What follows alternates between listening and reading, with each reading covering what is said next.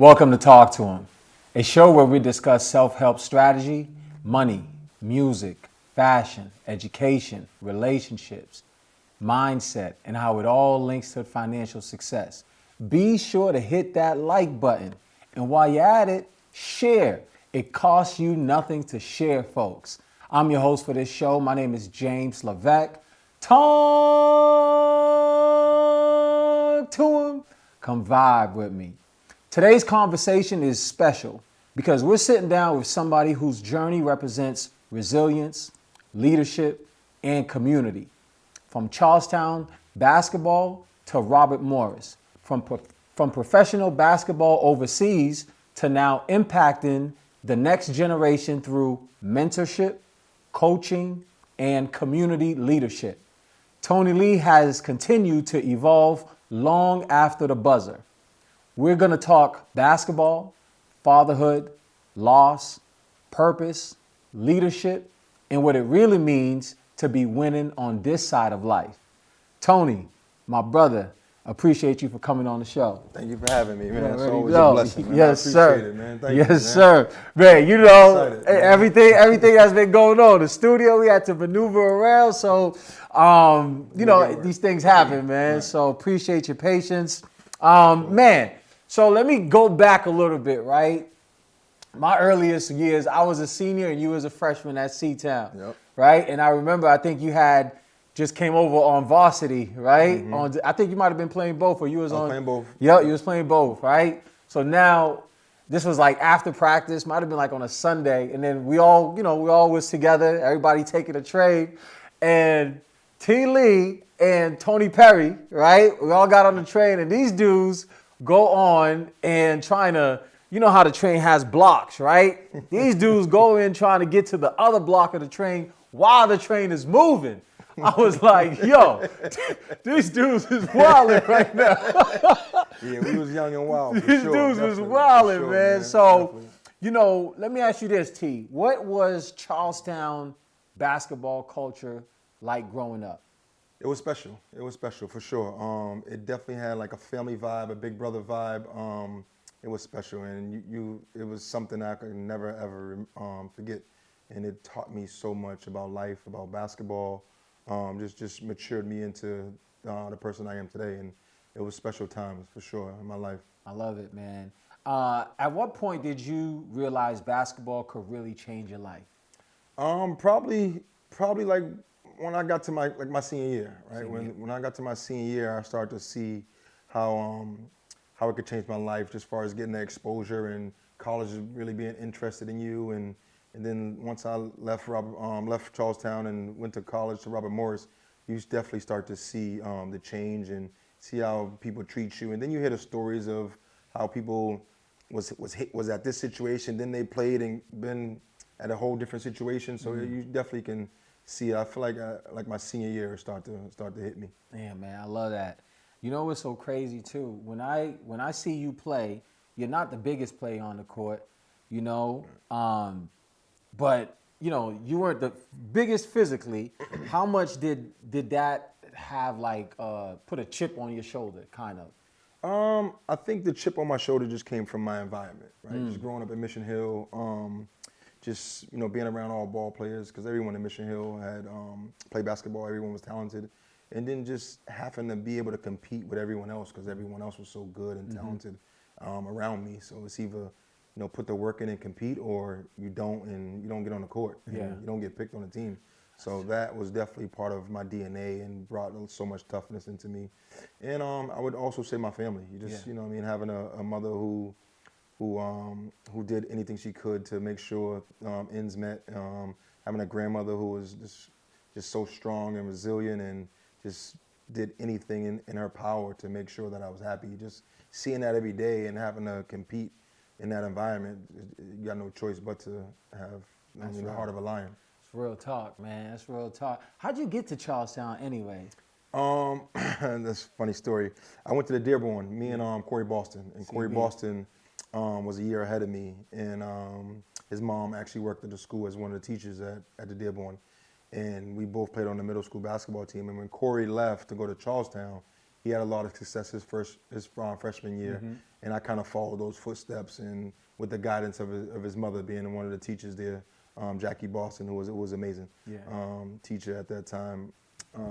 So that kind of followed into Corey's footsteps. Because you know what's so crazy? They always say, yo, Coach Jack O'Brien be recruiting, right? And I always say, you either know somebody that went to Charlestown or that brought you there for whatever reason, you saw their progress, and then you was like, yo, I wanna rock out with that. But I'm like, yo, how'd you get to? I always thought it was Elray. I didn't know it was Corey. No, it was Corey. Me and Corey went to the same middle school. Corey's from Mission Park, I'm from Mission, so we kind of already knew each other. And then, like I said, him being in the same middle school as me, we played middle school ball, and then him going to Charlestown and having that success right away. I mean, it's hard not to want to go there and not to want to follow those footsteps. So that kind of made it a lot easier for me. Yo, I had Coach Jack O'Brien on the show and Zach, right? Oh, man, those guys are funny. These dudes was hilarious, right? And, we was talking about old times. We was talking about players, all of these different things. And let me ask you this. What did Coach Jack O'Brien and Zach Zigorowski teach you that still sticks with you till this day? Hard work and accountability, for sure. They definitely taught me that you can't cheat the grind, right? If in any point in your life, like, you got to put the work in. You got to be prepared. You got to grind in order to get whatever goal you want to get, or get to whatever status you want to get to in life. There has to be some type of hard work that has to be put in order to receive that. Also accountability. Playing at Charlestown, man, you was held accountable for everything you did. Yeah, as far as your grades, as far as just being late to school, as far as, just everything, even on the court. You turn the ball over, you're being held accountable. Like, so just being held accountable on every aspect of your day in school, and just going through that for 4 years, like, it teaches you a lot, for sure. That's true. That's real talk, man. Coach wasn't letting nothing slide. Nothing slide. Nothing getting by him. Nothing. Like, Tony, I rip. Absolutely. Right? For sure. Let me ask you this. How'd you end up at Robert Morris? Because I know there was a couple schools, a few schools that So it's kind of funny. It's kind of the same type of story as Corey Boston. I went to Robert Morris. Obviously, they were recruiting me. I took a visit up there. But before, Derek Coleman. Derek Coleman was a senior. I was a junior. And Derek Coleman was at Charlestown with me, obviously. He left Charlestown to go to Robert Morris. So when he left Charlestown to go to Robert Morris, my senior year, they started to recruit me. And I went up there, took a visit, and I liked it, played with the team. And, also looking at the success Derek Coleman had. He had an amazing freshman year at Robert Morris. Yeah. I think he won, like, Rookie of the Year and a bunch of Rookie of the Months. And, he went and he was starting his freshman year. So seeing all those things and seeing the success, it's tough not to want to follow that. And then also going up there, seeing the school and, liking the school, liking the players. And once I got out there and was able to play with the team, I knew, like, this is it, man. I can come here and I can come make some noise. And that's exactly how it happened. Yeah. And you became NEC Player of the Year, right? Yep. What did that mean to you personally? That right there was very special. Because I won that award my senior year, and that, for me, just summed up everything, all the grind, all the sweat, all the tears, and, all the bad seasons and all the things that it takes to become a really, really good basketball player. So me getting that award was the cherry on the top for my whole career. Just it summed up everything, just all the grinding and all the hard work and the preseason, running in the mornings and all that, you know what I mean? To go through all of that and then, to win that award, it was special for me. That's what's up, man. I love that, T.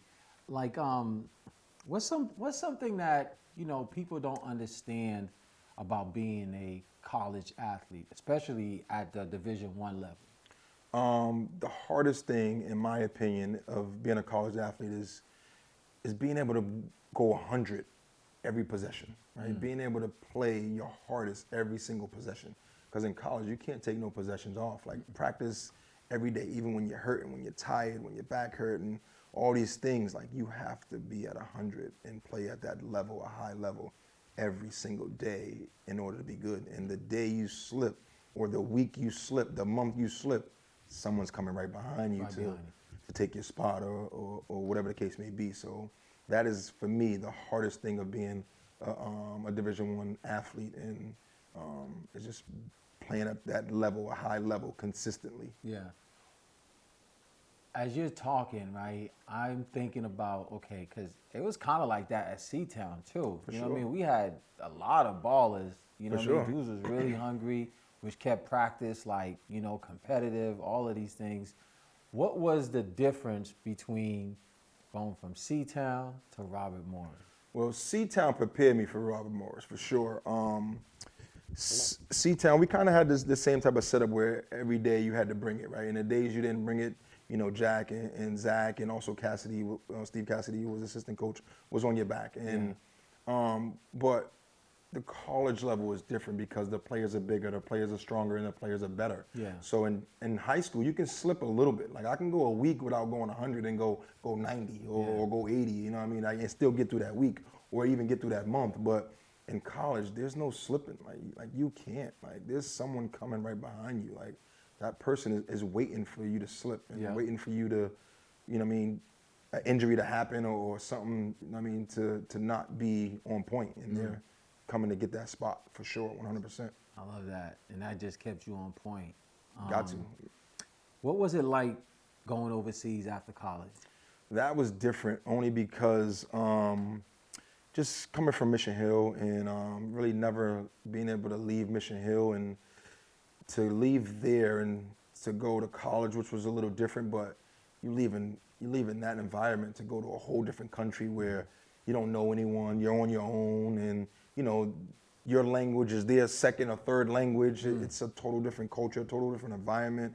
And also on top of that, like the game you know and you've been playing for your whole life is different over there. What's so different? It's a different it's different rules. Yeah. It's a different basketball. Like you're playing with people who may not understand English. So you know what I mean? It's a whole different environment, different vibe, different culture.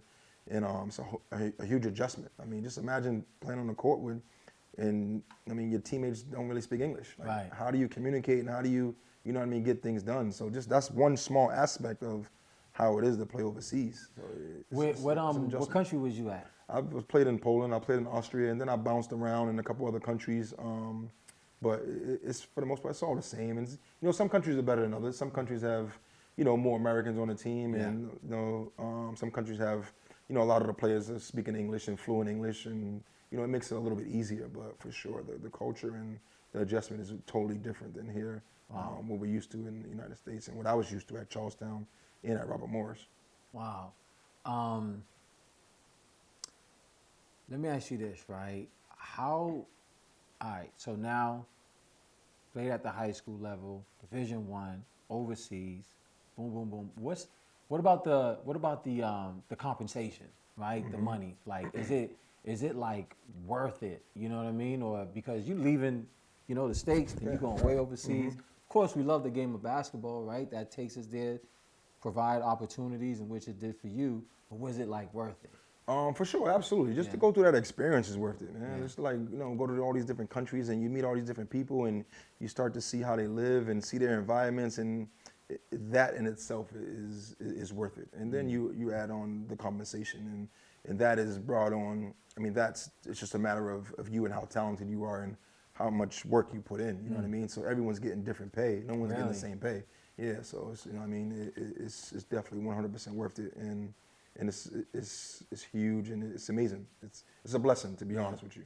I love that. Okay, so now, how difficult is the transition when basketball starts slowing down, right?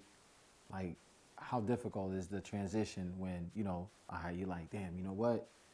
It's slowing down a little bit. What's that transition like? Because some people don't really make that transition, but I think you kind of like, you know, I'm pretty sure it was a journey, but like, how was that transition? I think the transition, everyone's transition is different, right? Yeah. Everyone's, you know, situation is different, and everyone's life after basketball is obviously different. But I think, you know, once basketball starts to slow down, I think at that point you start to rely on the things that build you up and that make who you are, right? I start to rely on, you know, the accountability that I was taught at Charlestown.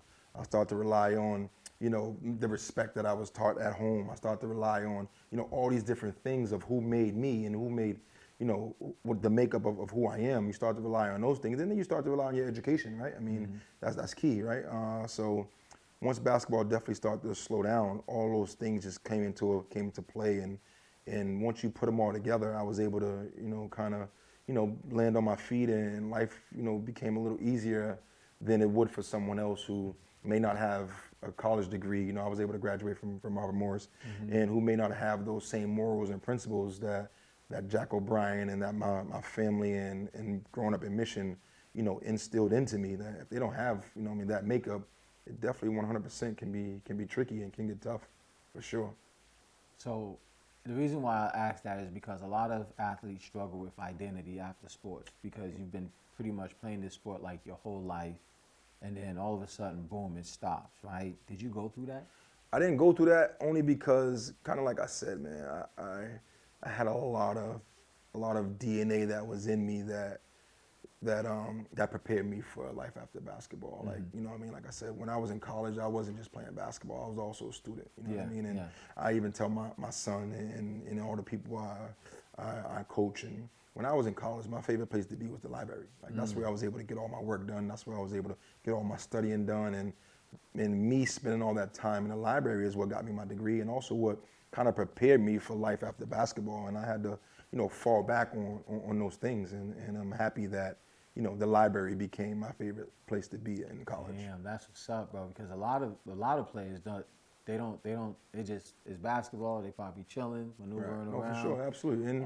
And it also comes for the people around you. I had a lot of solid people. I was blessed to have a lot of good people around me, a lot of good male role models, and those people really stuck by me throughout my whole, my high school journey, my college journey, my overseas journey. So they really held me down, and it's amazing. Like Jack O'Brien, Zach Zagorowski, John Jackson down in Mission Hill. Like, without those guys, man, there is no me. My transition is totally different, and we're not having these same conversations, for sure. Yeah, man. I see. I just doing this, right. I was preparing, and I was like, looking at your Instagram, right? And I'm like, man, I see how much family means to you, right? Like, how has fatherhood changed you? Fatherhood has changed me a lot, man, and it's kind of one of the most exciting things there is to be a part of, man, is to be a part of that fatherhood. And it's amazing just to, obviously, to give birth, and then you start to see your child start to look like you and start to have some of your mannerisms. And then, once he starts to do the thing you love the most, which is basketball, and it's amazing to watch him grow and watch him, develop into his own person and have his own identity. And the same with my daughter, man. I mean, it's the same deal. I had my daughter first, and Ashanti's just amazing, I mean, she was so smart as a child, and just like we used to think she'd been here before, just because some of the things she was doing and the way her mind was working, and it's amazing just to watch her just grow up to be, the amazing girl she is today. It's amazing, and I've been blessed and really lucky to have two amazing kids who both are on the honor roll, who both on the right path, who are respectful, who do the right thing, who take care of business in the right way. So I was blessed, for sure. I love that. How do you balance being present as a husband, right? Father, a mentor, right? And a coach. How do you balance all that? It's tough, and it's definitely a key to my support system. Obviously, my wife holds it down. I can't thank her enough. I'm very much appreciative of her. She is the rock of the family. I mean, you may think it's me, but it's 100% her. I mean, she wears many hats, and she makes life in a lot of these situations so much easier for me. And the way she tackles momhood is second to none, and it makes it so much easier for me to become a father. It makes it so much easier for me to go out and coach these kids, and she allows me, to have that time. You know what I mean? It's time away from her and my kids when I'm out coaching and doing all these other things, and being a mentor and having difficult conversations with the youth, so that they don't follow certain footsteps and they don't go down certain paths. And it's a lot, but my wife for sure definitely makes that easier for me. Shout out to the missus. Right? Absolutely, 100%. Shout out to the missus. Let me ask you this, right? To kind of piggyback on that, what's one lesson you learned from your wife about partnership? Patience. Patience. You know, she's very patient, and you know, me a lot of times I'm quick to jump the gun. I'm quick to, you know, react, and just watching her just be so patient in times when it's like everything else is moving 100 miles an hour, and she's just, you know, going at her own pace and handling business, and it's just amazing to watch her patience, and even just have patience with the kids and patience with me. You know, what I mean, just patience for sure.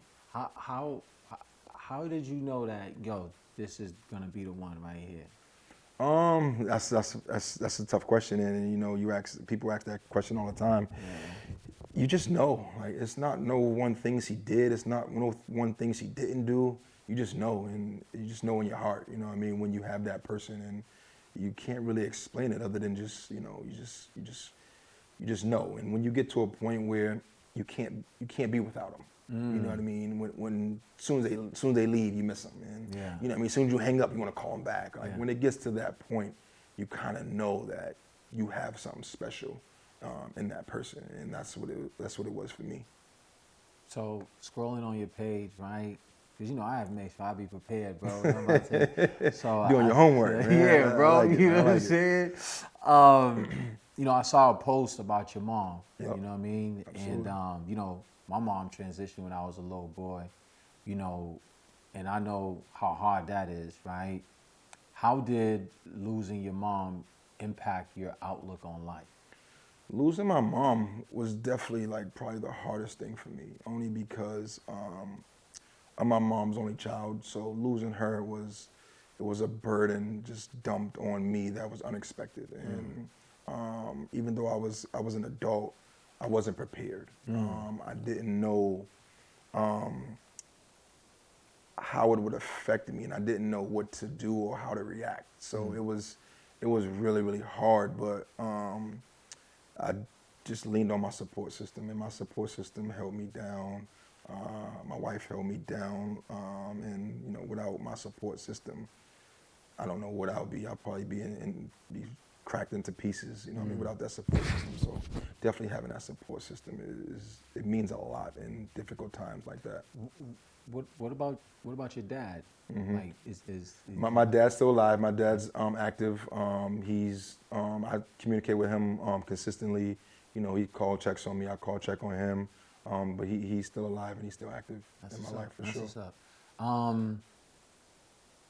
Was there a moment after her passing that, like, because sometimes when I was young, right, I used to think like when my mother had transitioned, it just changed a lot for me, right? It just changed my perspective on life. You know what I mean? Like one moment, and this was like, I was like a young kid. You know what I mean? Like, was there a moment after her passing that kind of changed your perspective, like forever?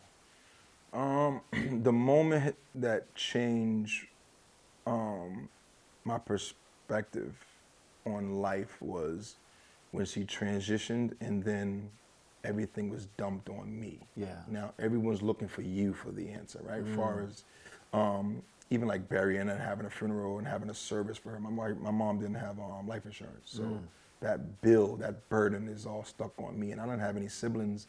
I have siblings by my father, but none with my mom. I'm my mom's only child, so the whole family and everyone's just kind of looking at you. And having that being done to me, I know that I don't want to do that to my child, and I don't want to do that to, no one should have to go through that where their parent transition and everything's dumped on one particular person, and they're not prepared, or there's nothing to make ends meet, to make sure that your loved one or your mom is right, laid to rest the right way. So that perspective for sure. That's deep. That's deep. Once again, I was scrolling through your page, right? I see you do a lot with the kids and the community now, right? For sure. Why is that important to you, T? It's important because a lot of people invested a lot of time and a lot of energy into me. You know what I mean? Growing up, I wasn't the best kid. You know, I was a troubled kid. I was bad, and I did a lot of knucklehead things. And you know what I mean? It was part of my environment, but I definitely had a lot of people who trusted and who believed in me at a young age who didn't have to.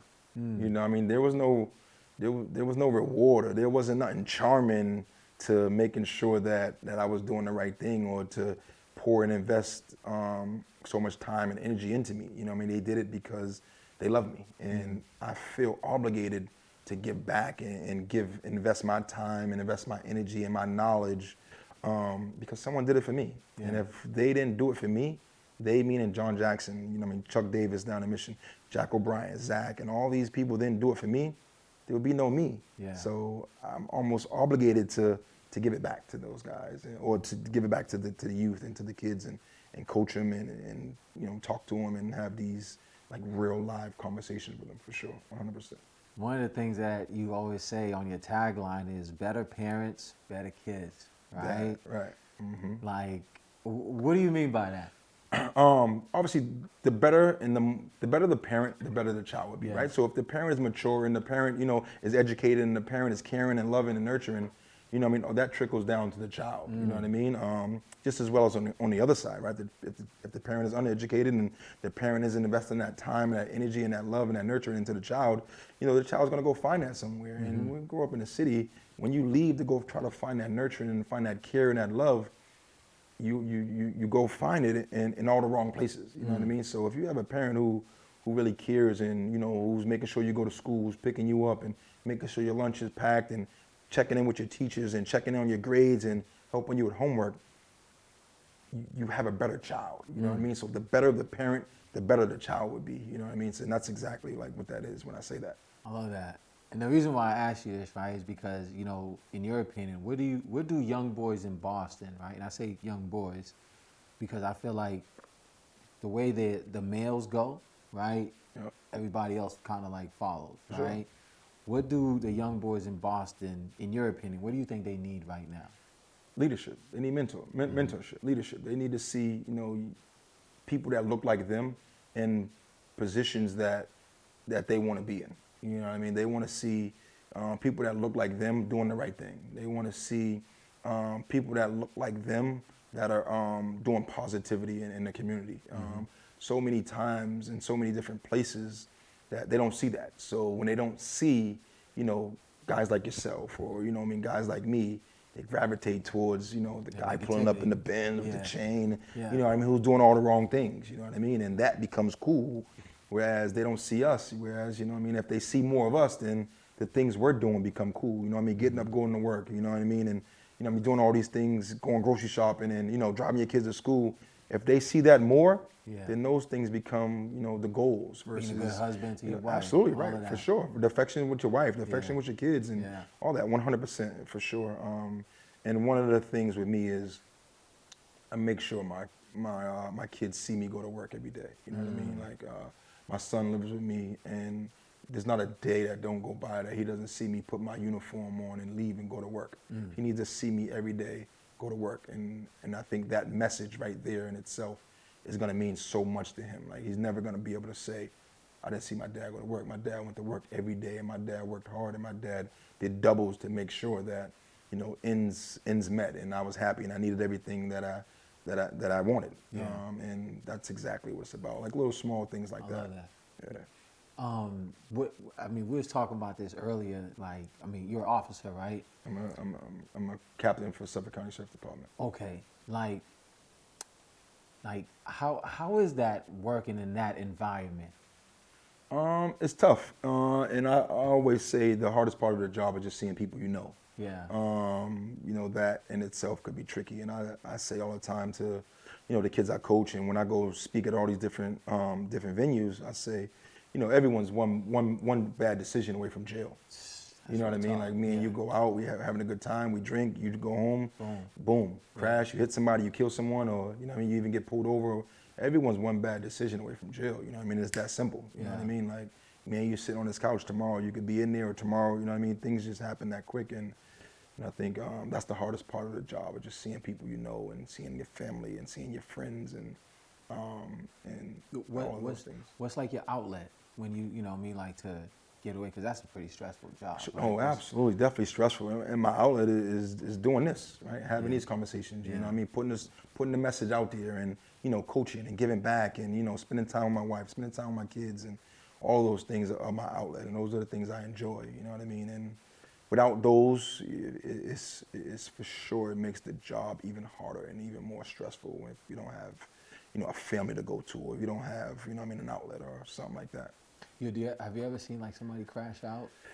I mean, in there you see so much stuff, and no 2 days are the same. You know what I mean? I kind of compare it to, excuse me, I compare it to like working in an emergency room, right? Yeah. I mean, you're sitting here, you're chilling, then boom, 2 people come in, gunshots. You know what I mean? Like I could be chilling, then boom, it's a 4-man fight, or boom, someone's having a seizure, and you go from chilling to now I'm doing chest compressions on someone because they're not breathing, and I mean, no 2 days are the same, and you just got to be ready and got to be prepared at all times. Like it's tough, and I mean, How long you been doing that? I've been there 15 years. Wow. 15 years, yeah. Wow. 15 years. Mad It's respect crazy. for that. Yeah. Yeah, that's the. Yeah. So okay, when you see somebody that like like you grew up with, and you're Mm-hmm. like, damn, like do they say what's up? Do you like, yo, Yeah, no, Terry? I talk to them for sure, Yeah. absolutely. I make sure that we have a conversation, and we have the same conversation we would have if we were on the street for the most part. How was high school? How was this? How was that? You know what I mean? How's the family? Some of them know me personally, so I have those conversations with them. But I also, let it be clear that I'm not getting fired from no one. Hell no. You know what I mean? Like, if it's something I can do for you, for sure, 100%. You know what I mean? You need an extra T-shirt or something, yeah. You know what I mean? Extra time on the phone or something like that, for sure. But I'm not going to Joe's to get you no steak and cheese. Like, you know what I mean? Like, we're not doing none of that. Like, I'm not giving you my cell phone so you can. Nah, we're not doing none of that. But we're gonna have conversations, and I mean, if it's something I can do for you, absolutely. I'm gonna make sure I do it, and I got no problem with that. Yeah, I like that, T. You're a good dude, for man. sure. Good brother. Okay, let's get into what winning on this side, right? What does winning on this side truly mean?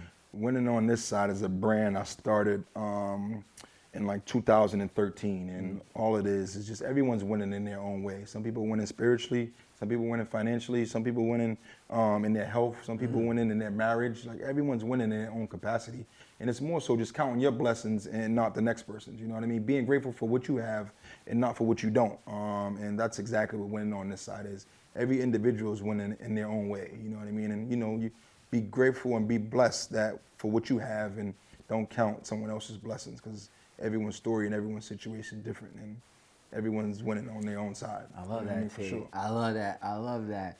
All right, this is our rapid fire, T, right? Let's do it. This What's is up? when I just throw a whole bunch of questions at you, do it. and you just give me boom, boom, boom. Let's do it. Let me sit up for this. I'm not gonna get ready. Let's do it. Let's do it. What's harder, basketball or life? Life. What's one mistake that helped shape you? The first day of school being late. that was tricky. The first day of school. Okay. What's something people misunderstood about toughness? That's tricky. Something people miss that size. They believe that the bigger guy has to be the tougher guy. Yeah. So size. It's not always the bigger guy. Well, yeah, for I sure. see that. Toughness isn't on the outside. It's more so in the inside. What motivates you now? My kids. My kids and coaching and just watching them grow. What kind of legacy do you want to leave? I want to be a great leader. I want to be a great father. I want to be a great husband.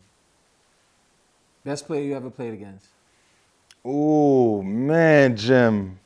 I done played against some talent, man. The best player I've ever played against, oh, my God. Ooh. Jim, you got me with this one. The best player. I done played against so many people, man. Like, the best player I've played against. I done played against so many people in the NBA, so many like. Give me one. Give you one. The best player I've played against. The hardest person for me to guard was probably Carl Krauser that went to Pittsburgh. Only because Carl was kind of like me. Carl was a bulldog. Carl was tough. And Carl had the heart of a lion. So we were like the same person for the most part. And his handle, and he was real shifty and crafty, and having to go against that, it was tough for me. Yeah, I would say him as the hardest person to guard. I don't know if he was the best player I've ever played against. But we'll go with that for now. Okay. Toughest coach? Mike Rice. Favorite basketball memory? Winning the state championship in Charlestown that last year, that 2003 year, with Rashid and those guys as seniors. Rashid, Elray, Corey Boston, all those guys their senior year. Wow, okay. Here's another one. Most underrated player from Boston. The most underrated player, I would have to say Derek Coleman. Why DC? I would say Derek Coleman because Derek Coleman was by far the hardest working player I've ever played it with. Yeah. By far. Like seeing him in the gym and seeing the grind and the work that he put in, and for him not to be celebrated and appreciated on the level that is beyond what it is crazy to me because I've watched him put that work in. And the work he was putting in, there was no one else putting in the same amount of work that he was putting in. No one, not even close. And I've played against and with some real talent, some real talented people like Will Blaylock, Stevie Haley, all those guys, and he just was different when it came to putting in work. One word to describe Coach O'Brien. Leader. One lesson every young athlete needs. You need to fail. You need to fail. You need to lose. Why is that? Because it teach you how to win, and it makes you appreciate winning and makes you appreciate it more when the tables turn. If your younger self could see you today, right, what would he say? Wow, that kid, he's a living example of what I want to be. He's a true leader. He's a true, he's a person that came through adversity and that made it through and did it the right way. He didn't take any shortcuts. He put that work in and he got everything that he deserved to have. And he's a true role model.